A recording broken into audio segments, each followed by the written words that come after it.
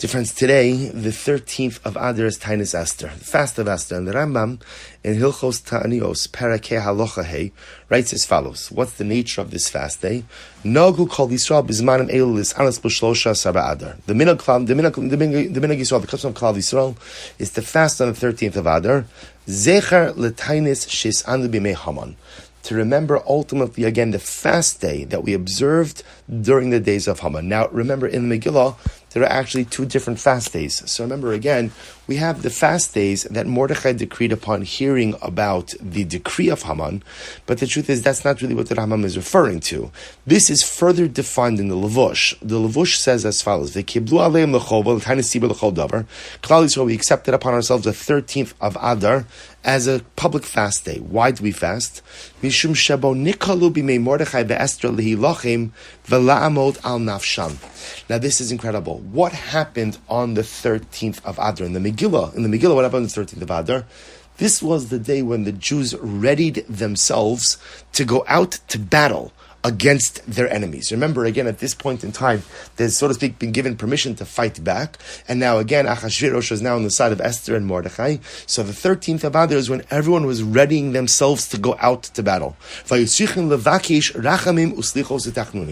one could imagine that on the day that they were gearing up to go out to battle, they had to daven to HaKadosh Baruch Hu. They had to beseech Hashem for divine compassion. They had to do tshuva. They had to apologize, make amends for all that has done wrong, and they had to supplicate. Now the Levush writes, "Umistama hayu misanen bo bayom." The Levush writes, "Mistama." In other words, we assume they fasted on this day as well. In other words, why do we make the assumption? So he quotes the Medrash that brings down that whenever Klal Yisrael went out to war, in preparation for the day of the war they fasted, and in preparation for the war they fasted. So therefore the Levush says something amazing. Taanis Esther, it's not the fast day in the Megillah when Mordechai gathered all of Klal Yisrael and fasted and wore sackcloth because they heard about Haman's decree. No, Taanis Esther is the day before we went out to battle. So that was a day of prayer, a day of supplication, a day of tshuva. And Mistama, it's assumed, says the Levush, that in preparing themselves spiritually for this day, they fasted. They fasted. Ultimately, again, so the same way that they fasted, therefore, again, the Levush writes, we fast. He says, so this is incredible. He says, so now we celebrate Purim. And in the same way that we celebrate Purim in order to remember the historical miracle, so the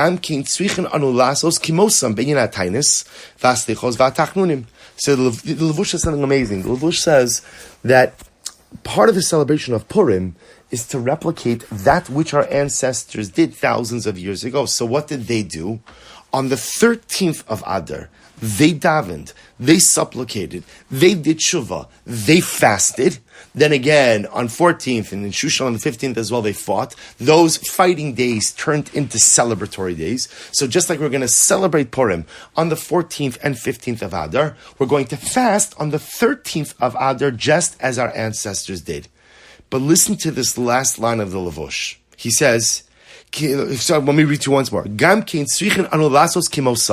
Therefore, we model our observance of Purim after the historical Purim. So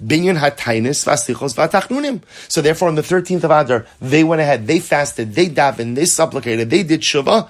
So we do the same. Look what he writes. So the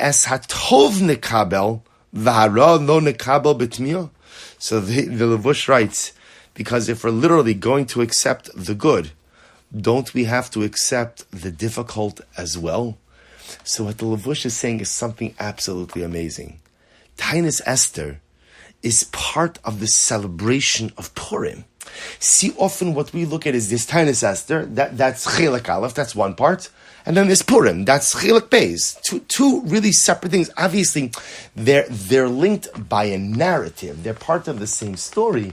But we, again, think of Purim as the Yom Tov, and Taanis Esther is a day that precedes the Yom Tov. And Levush says, no, it's a unit. It's a unit. The observance of Purim itself is comprised of two different parts. Part one is Taanis Esther, is the fast day. Part two is Purim, the celebration. Ki emes hatov nekabel, v'ara lo nekabel. Because what, you're just going to celebrate the good, you're not going to celebrate the adversity? You're just going to embrace the beautiful, wonderful stuff, and you're not going to accept the challenges and adversity? So therefore, the Levush says it's a package deal. And I think what the Levush is trying to teach us is something so incredibly amazing. Do you know what it means to celebrate as a Jew? To celebrate as a Jew means the ability to say, I have a connection with HaKadosh Baruch Hu when things are great, and I have a connection with HaKadosh Baruch Hu when things are not so great. Everyone could be close with God when life is going your way. And everyone could have a meaningful, passionate, and uplifting relationship with HaKadosh Baruch Hu when I feel that life is giving me exactly what I want.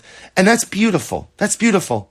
But there's an equal and perhaps even more important obligation to make sure to foster and to nurture that relationship with Hashem when things are difficult. As the pasuk says, "V'yahavtas Hashem Elokecha b'chol levavecha." You have to love Hashem with all of your heart. And Rashi HaKadosh says, "Shelo yeh libcha chalok al hamakom." Let your heart not be divided against God. And on a pashup shot, what that means is, don't just love God when He's good to you, when you perceive that He's good to you, but love Him all of the time. Love Him all of the time. Do you know what the greatness of Purim is? Purim is not just about a story where everything came out all right. The beauty of the Purim story was a dedication and devotion to HaKadosh Baruch Hu in both the valleys and the peaks of life. You see, the Purim celebration, the Purim devekos, the Purim relationship with Hashem, doesn't begin at the end of the Megillah, Shoshanas Yaakov Tzala V'Samecha, when everything worked out okay. Purim begins on Taanis Esther. Purim begins on Taanis Esther. Difference. Can you imagine what our ancestors felt like on Taanis Esther?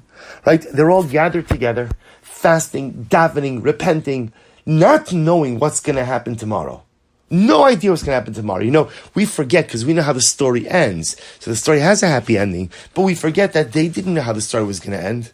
They were facing overwhelming odds. And while it's true that now the fickle, unpredictable Achashverosh was on their side, they had absolutely no idea what was going to be waiting for them. But despite that, they maintained a beautiful and magnificent relationship with Hashem. That's Taanis Esther. And those who are able to foster a relationship with Hashem and to grow that relationship, even in times of adversity, are zocha to a Purim, are zocha to a Yom Tiv, are zocha to foster a relationship with HaKadosh Baruch Hu in the midst of bracha, in the midst of blessing, in the midst of salvation, Yeshua, and in the midst of nechama, consolation. What the Levush is teaching us is if you want Purim, you gotta take the Tov and the Ra.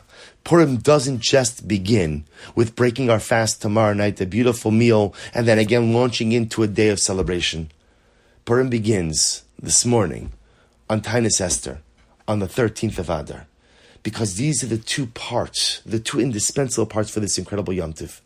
Taanis Esther reminds us about the need to cultivate our relationship with Hashem even when faced with adversity, even when faced with difficulty, even when life is not going my way.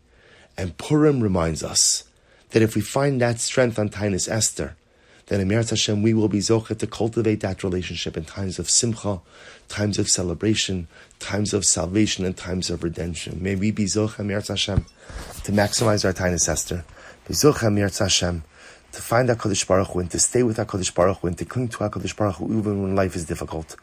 And may we zocheh Meretz Hashem to enter into a Purim, but not a Purim of Galus. However, we should be zocheh to the ultimate Gula, the ultimate Purim, the ultimate Yeshua Nechama, with the coming of Mashiach Imhei Rabbi Amenu. Amen. Wishing everyone a meaningful fast and a Freilich Purim.